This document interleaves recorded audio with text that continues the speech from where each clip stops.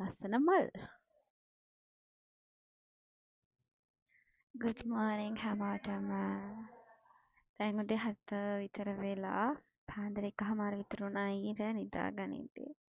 ඉතින් ඒ වැඩ ඔක්කොම ඉවර කරලා දැන් ලෑස්ති වෙලා යනවා ධර්මශාලාව පැත්තට මල් හදන දේහ බලන්න. අපි ගිහිල්ලාම බලමු.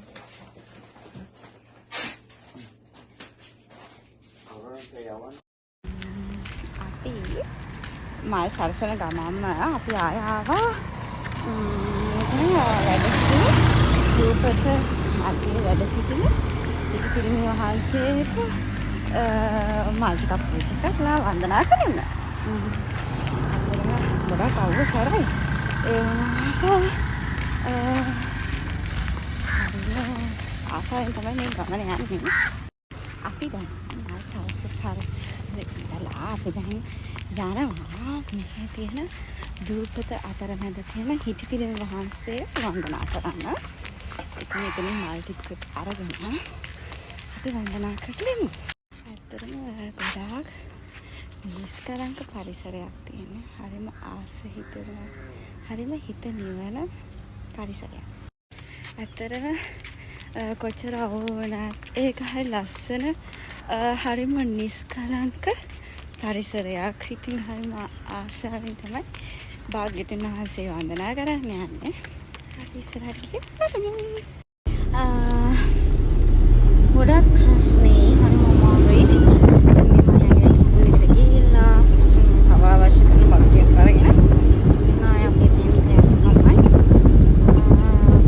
එතන ගිහිල්ලා බලමු මොනවද වෙලා තියෙන්නේ කියලා.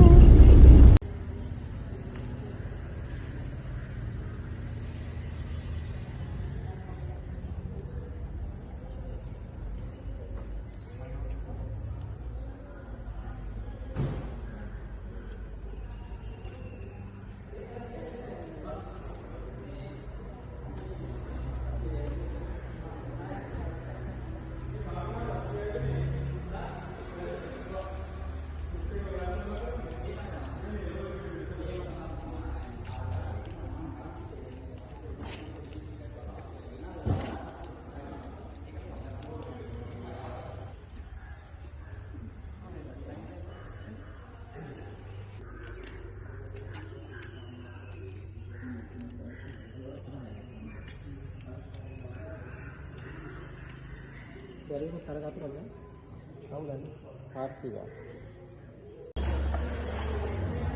පූජාව සඳහා අවශ්‍ය කරන සියලුම පාරාමාත්‍රයේ මහමෙහා අත්වේ